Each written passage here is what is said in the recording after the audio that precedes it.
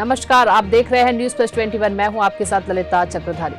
बहुचर्चित post office घोटाले में सुप्रीम कोर्ट ने मास्टरमाइंड आकांक्षा पांडे को नोटिस जारी किया है। जी हां, सुप्रीम कोर्ट ने नोटिस में आकांक्षा पांडे को 21 दिन लगातार थाने में जांच अधिकारी के सामने उपस्थित होने के निर्देश दिए हैं। आपको बता दें, साथ ही सुप्रीम कोर्ट ने आकांक्षा पांडे को पुलिस जांच में पूरा सहयोग करने के भी निर्देश दिए हैं। बता दें कि आकांक्षा पांडे करीब 13 महीने से फरार है। पुलिस ने आकांक्षा पांडे पर 20,000 रुपए का इनाम घोषित किया हुआ है।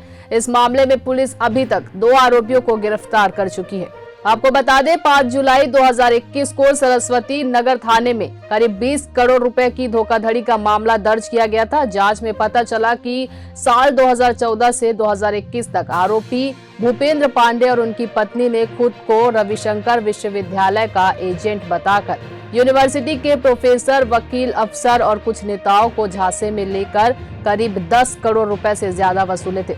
आरोपी भूपेंद्र ने यह रकम छिंदवाड़ा के चौराई निवासी प्रीतम सिंह ठाकुर के जरिए वसूली थी। आरोपियों ने बताया कि उन्होंने पैसे एफडी में जमा कर दिए हैं, लेकिन बाद में पता चला कि रकम डाकघर में जमा ही नहीं हुई है। आरोपियों ने फर्जी पासबुक, एफडी के दस्तावेज तैयार कराकर डाकघर की फर्जी सील के साथ सभी को दिए थे। माना जा रहा है कि इस काम में आकांक्षा पांडे ने मदद की थी। 3 अप्रैल 2021 को घोटाले के एक आरोपी भूपेंद्र पांडे की बिलासपुर रेलवे ट्रैक पर लाश मिली। भूपेंद्र की मौत के बाद उसके पास पैसा जमा कराने वाले लोग एक एक कर पोस्ट ऑफिस पहुंचे तो उन्हें अपने साथ हुई धोखाधड़ी का पता चला।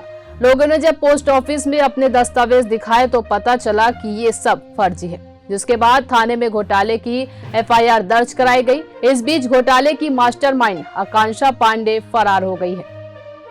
ऐसे ही जानकारी से बने रहने के लिए देखते रहिए न्यूज प्लस 21, आपके हक की बात।